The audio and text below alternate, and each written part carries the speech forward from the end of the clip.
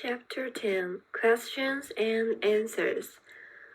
Well, said the old man, shifting in his chair, you must get on with your question, guess. I have been some time answering this first one, said I. I want an extra word or two about your ideas of education. Although I gathered from Dick that you let your children run wild and didn't teach them anything, and in short, that you have so refined your education that now you have none. Then you gather left-handed, quoth he.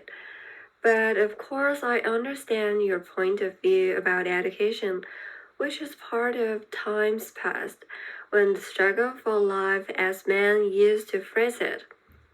The struggle for slaves' rations on one side and for a bouncing share of the slaveholders' privilege on the other, changed education for most people into a niggardly dough of not very accurate information, something to be swallowed by the beginner in the art of living, whether he liked it or not, and was hungry for it or not, and which had been chewed and digested over and over again by people who didn't care about it in order to serve it out to other people who didn't care about it. I stopped the old man's rising wrath by a laugh and said, well, you were not taught that way at any rate, so you may let your anger run off you a little. True, true, said he, smiling. I thank you for correcting my ill temper. I always fancy myself as living in any period of which we may be speaking. But however, to put it in a cooler way, you expected to see children thrust into schools when they had reached an age conventionally supposed to be the due age, whatever their varying faculties and dispositions might be, and when there was like disregard to facts to be subjected to a certain conventional course of learning, my friend. Can't you see that such a proceeding means ignoring the fact of growth, bodily and mental? No one would come out such a man uninjured, and those only would avoid being crushed by it who would have the spirit of rebellion strong in them.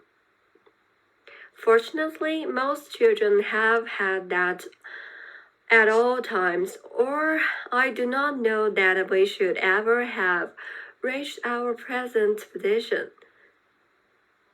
Now you see what it all comes to. In the old times, all this was the result of poverty. In the 19th century, society was so miserably poor owing to the systemized robbery on which it was founded, that real education was impossible for anybody.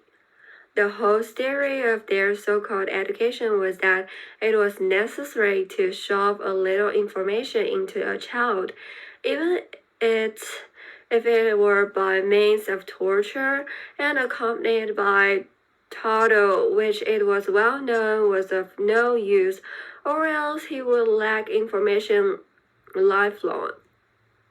The hurry of poverty forbade anything else. All that is past, we are no longer hurried, and the information lies ready to reach each one's hand when his own inclinations impel him to seek it. In this, as in other matters, we have become wealthy. We can afford to give ourselves time to grow. Yes, said I, but suppose the child, youth, man, never wants the information, never grows in the direction you might hope him to do. Suppose, for instance, he objects to learning arithmetic or mathematics. You can't force him when he's grown. Can't you force him while he's growing? And oughtn't you to do so? Well, said he, were you forced to learn arithmetic and mathematics? A little, said I. And how old are you now? Say 56, I said. And how much arithmetic and mathematics do you know now? Quoth the old man, smiling rather mockingly. Said I, now whatever, I'm sorry to say. Hammond laughed quietly, but made no other comments on my admission, and I dropped the subject of education, perceiving him to be hopeless on that side. I thought a little and said, you were speaking just now of households. That sounded to me a little like the customs of past times. I should have thought you would have lived more in public. Finland's Teresa, said he. Well, we live as we like, and we like to live as a rule with certain housemates that we have got used to. Remember again that poverty is extinct, and that the foreigners, Finlanders, and all their kind, as was but natural at the time, imply nothing but a refuge from mere destitution. Such a way of life as that could only have been conceived of by people surrounded by the worst form of poverty. But you must understand therewith that though separate households are the rule amongst us, and though they differ in their habits more or less, yet no door is shut to any good-tempered people who is content to live as the other housemates do.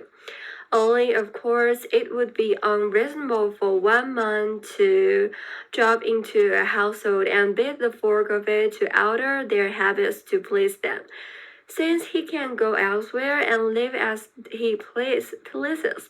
However, I need not say much about all this, as you are going up the river with Dick, and find out for yourself by experience how these matters are managed. After a pause, I said, your big towns. Now, how about them? London, which I have read about as the modern Babylon of civilization, seems to have disappeared.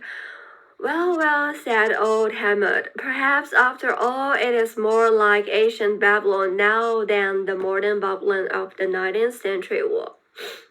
But let that pass. After all, there's a good deal of population in places between here and Hammersmith.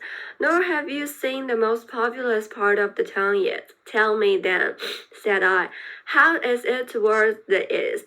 Said he. Time was when if you mounted a good horse and rode straight away from my door here at a round trot for an hour and a half, you would still be in the thick of London, and the greater part of that would be slums, as they were called. That is to say, places of torture for innocent men and women, or worse, stools for rearing and breeding men and women in such degradation that torture should seem to them more ordinary and natural life. I know, I said rather impatiently. That was what was. Tell me something of what is. Is any of that left? Not an inch, said he, but some memory of it abates with us, and I'm glad of it. Once a year on May Day, we hold a solemn feast in those easterly communes of London to commemorate the clearing of misery, as it is called. On that day, we have music and dancing, and merry games and happy feasting on the site of some of the worst of the old slums, the traditional memory of which we have kept. On that occasion, the custom is for the prettiest girls to sing some of the old revolutionary songs, and those which were the groans of the discontent, once so hopeless on the very spot where those terrible crimes of class murder were committed day by day for so many years. To men like me who have studied the past so diligently, it is a curious and touching sight to see some beautiful girl, daintily clad and crowned with flowers from the neighboring meadows, standing amongst the happy people on some mound where of old time stood the wretched apology for a house, a den in which men and women lived packed amongst the fields like pilchards in a cask, lived in such a way that they could only have endured it, as I said just now, by being degraded out of humanity, to hear the terrible words of threatening and lamentation coming from her sweet and beautiful lips, and she unconscious of their real meaning, to hear her, for instance, sing whose song of the shirt, and to think that all the time she does not understand what it is all about, a tragedy grown inconceivable, conceivable to her and her listeners. Think of that if you can, and of how glorious life is gone. Indeed, said I, it is difficult for me to think of it. And I sat watching how his eyes glittered and how the fresh life seemed to glow in his face. And I wondered at his age he should think of the happiness of the world, or indeed anything but his coming dinner.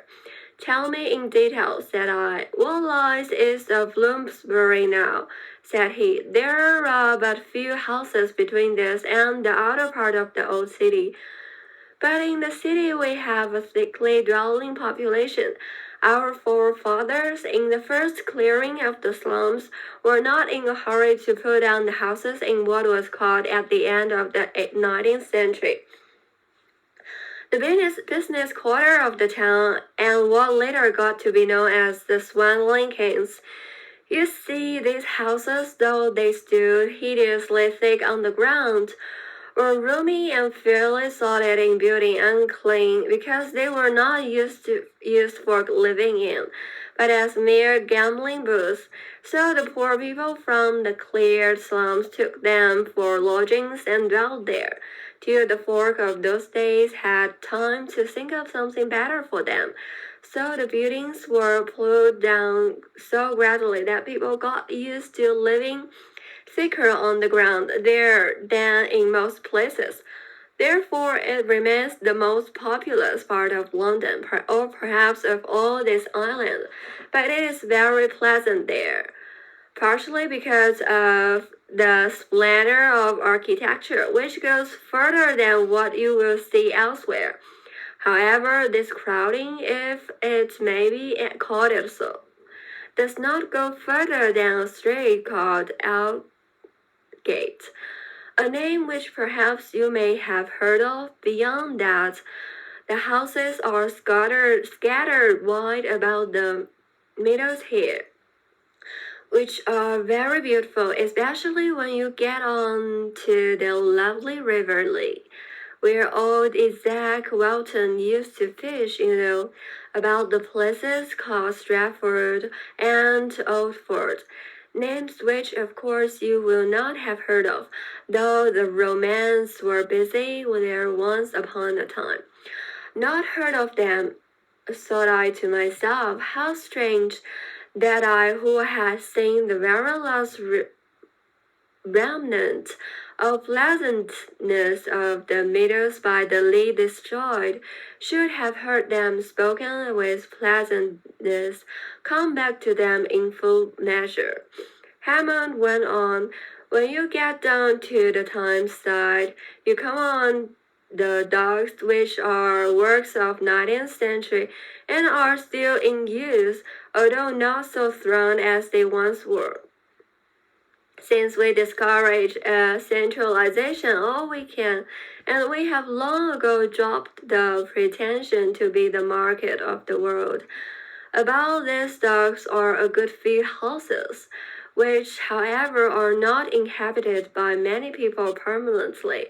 I mean, those who use them come and go a good deal, the place being too low and marshy for pleasant dwelling. Past the docks, eastward and landward, it is all flat pasture. Once marsh, except for a few gardens, there are very few permanent dwellings there. Scarcely anything but a few sheds and cots for the men who come to look after the great herds of cattle pasturing there. But however, what ways the beast and the man, and the scattered red-tailed roofs and the big hayricks. It does not make a bad holiday to get a quiet pony and ride about there on a sunny afternoon of autumn and look over the river and the craft passing up and down and on to Shooter's Hill and the Kentish uplands, and then turn round to the wide green sea of Essex marshland, with the great domed line of the sky and the sun shining down in one flood of peaceful light over the long distance. There's a place called Kenniston, and further out, Silvertown, where the pleasant meadows are at their pleasantest. Doubtless they were once slums and wretched enough. The names grated on my ear, but I could not explain why to him. So I said and thought of the river. What is it like? He said, you would find it much the same as the land about Hammersmith. North again, the land runs up high, and there's an agreeable and well-built town called Hampstead, which fitly ends London on that side. It looks down on the northwestern end of the forest you pass through. I smiled. So much for what was once London, said I. Now tell me about the other towns of the country, he said. As to the big smirky places where were once, as we know, the centers of manufacture, they have, like the bricks and mortar desert of London, disappeared only since they were centuries of nothing but manufacture, and served no purpose but that of the gambling market. They have left less signs of their existence than London. Of course, the great change in the use of mechanical force made this an easy matter, and some approach to their breakup as centers would probably have taken place, even if we had not changed our habits so much. But they being such as they were, no sacrifice would have seemed too great a price to pay for getting rid of the manufacturing districts, as they used to be called. For the rest, whatever coal or mineral we need is brought to grass and sent whether it is needed with as little as possible of dirt, confusion, and the distraction dressing of quiet people's lives. One is tempted to believe from what one has read of the condition of those districts in 19th century that those who had them under their power worried, befooled, and degraded men out of malice prepense. But it was not so. Like the miseducation of which we were talking just now, it came of their dreadful poverty. They were obliged to put up with everything and even pretend they like it. Whereas we can now deal with things reasonably and refuse to be settled with what we do not want. I confess I was not sorry to cut short with a question his glorifications of the age he lived in. Said I. How about the smaller towns? I suppose you have swept those away entirely. No, no, said he. It hasn't gone that way. On the contrary, there has been but little clearance, though much rebuilding in the smaller towns. Their suburbs, indeed, when they had any, have melted away in the general country, and space and elbow room have been got in their centers. But there are the towns still with their streets and squares and marketplaces, so that it is by means of these smaller towns that we of today can get some kind of idea of what the towns of the older world were like. I mean to say at their best. Take Oxford, for instance, said I. Yes, said he. I suppose Oxford was beautiful even in the 19th century. At present, it has the great interest of still preserving a great mass of pre-commercial building, and is a very beautiful place. Yet there are many towns which have become scarcely less beautiful. Said I in passing, may I ask if it is still a place of learning? Still, said he, smiling. while it has reverted to some of its best traditions. So you may imagine how far it is from its 19th century position. It is real learning, knowledge cultivated for its own sake. The art of knowledge, in short, which is followed there, not the commercial learning of the past. Though perhaps you do not know that in the 19th century, Oxford and its less interesting sister, Cambridge, became definitely commercial. They, and especially Oxford, were the breeding places of a peculiar class of parasites who called themselves cultivated people. They were indeed cynical enough, as the so-called educated classes of the day generally were, but they affected an exaggeration of cynicism in order that they might be thought knowing and worldly wise. The rich middle classes, they had no relation with the working classes, treated them with the kind of contemptuous toleration with which a medieval baron treated his gesture, though it must be said that they were by no means so pleasant as the old jesters were, being in fact the bones of society. They were laughed at, despised, and paid, which last was what they aimed at. Dear me, thought I, how apt history is to reverse contemporary judgments. Surely only the worst of them were as bad as that, but I must admit that they were mostly pricks, and that they were commercial, I said aloud, though more to myself than to Hammond. Well, how could they be better than the age that made them? True, he said, but their pretensions were higher. Were they? Said I, smiling. You join me from corner to corner, said he, smiling in return. Tell me, let me say at least that they were a poor sequence to the aspiration of Oxford of the barbarous Middle Ages. Yes, that will do, said I. Also, said Hammond, what I have been saying of them is true in the main, but ask on. I said, we have heard about London and the manufacturing districts and the ordinary towns. How about the villages? Said Hammond. You must know that toward the end of the 19th century, the villages were almost destroyed, unless where they became mere adjuncts to the manufacturing district, or formed a sort of minor manufacturing district themselves. Houses were allowed to fall into decay and actual ruin. Trees were cut down for the sake of the few shillings which the poor stakes could fetch. The building became inexpressibly mean and hideous. Labor was scarce, but wages fell nevertheless. All the small country arts of life, which once added to the little pleasures of country people, were lost. The country produce which passed through the hands of the husbandmen never got so far as their mouths. Incredible shabbiness and niggardly pinching reigned over the fields, and acres which, in spite of the rude and careless husbandry of the times, were so kind and bountiful. Had you any inkling of all this? I have heard that it was so, said I, but what followed? The change, said Hammond, which in these matters took place very early in our epoch, was mostly strangely rapid. People flocked into the country villages and, so to say, flung themselves upon the free land like a wild beast upon his prey.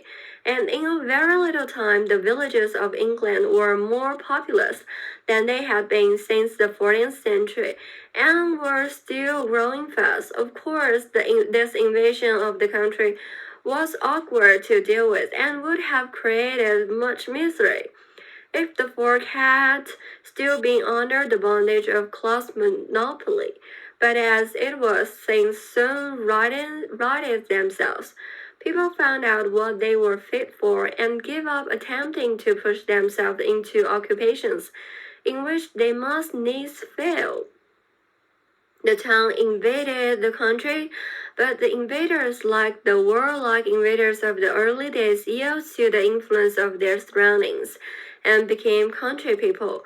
And in their turn, as they became more numerous than the townsmen, influenced them also, so that the difference between town and country grew less and less, and it was indeed this world of the country, vivified by the sorrow and briskness of town-bred folk, which has produced that happy and leisurely but eager life of which you have had a first taste.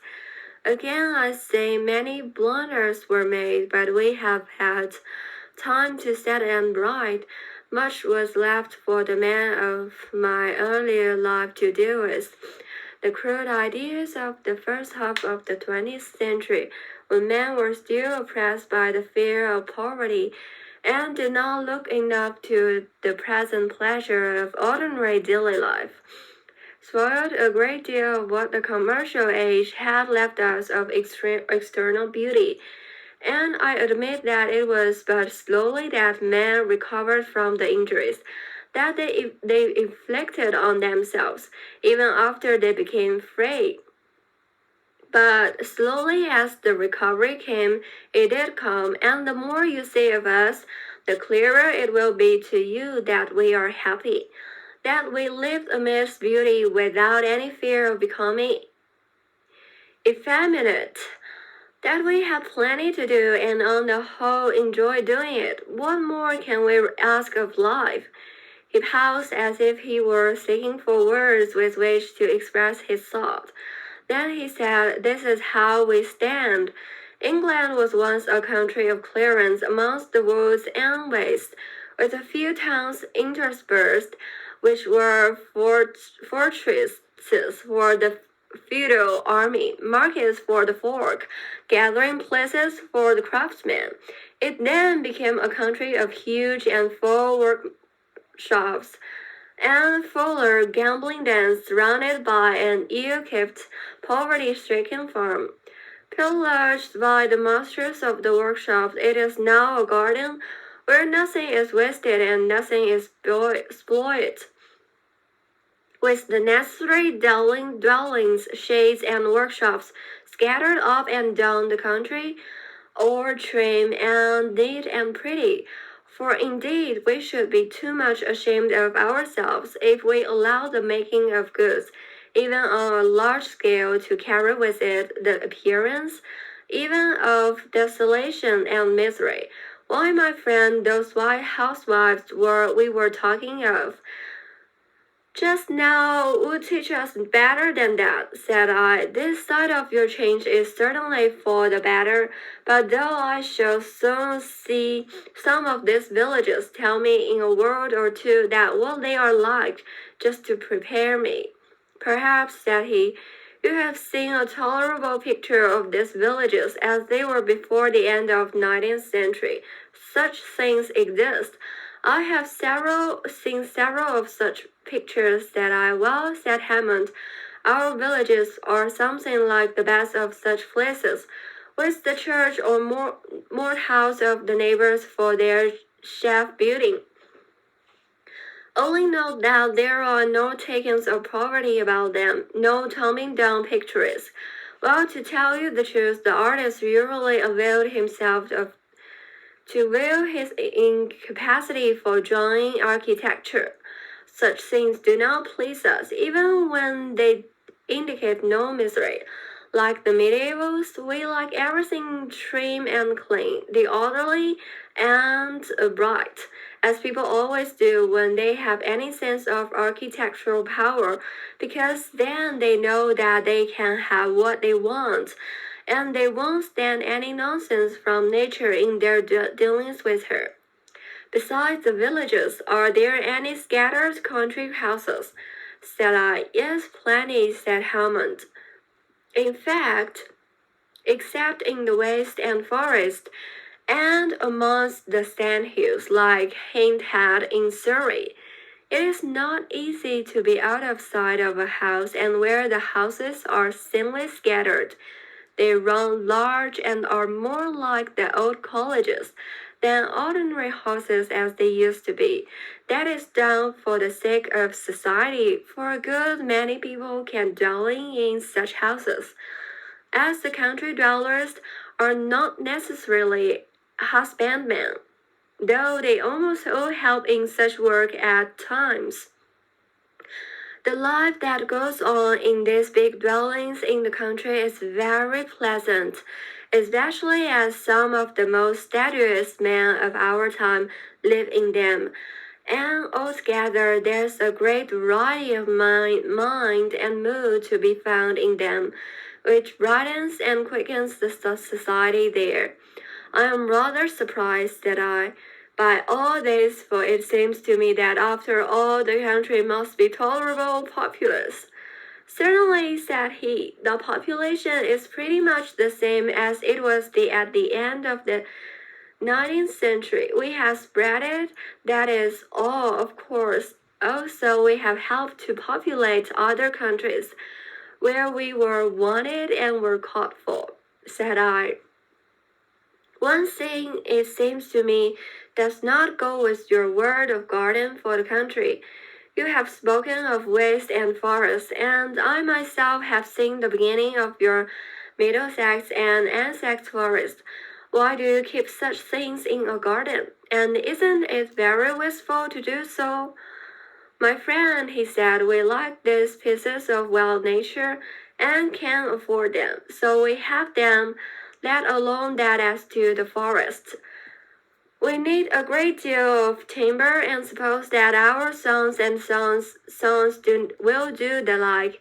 As to the land being a garden, I have heard that they used to have shrubberies and rock trees in gardens once, and though I might not like the artificial ones, I assure you that some of the natural rockeries of our garden are worth seeing. Go north this summer and look at the Cumberland and Westmoreland ones, where, by the way, you will see some sheep feeding, so that they are not so wasteful as you think. Not so wasteful as forcing grounds for fruit out of season, I think. Go and have a look at the sheep walks high up the slopes between the Ingleburrows and Penguint.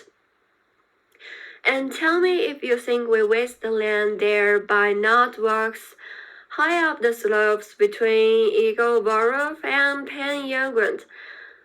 And tell me if you think we waste the land there by not covering it with factories for making things that nobody wants, which was the chief business of the 19th century. I will try to go there, said I. It won't take much trying, said he.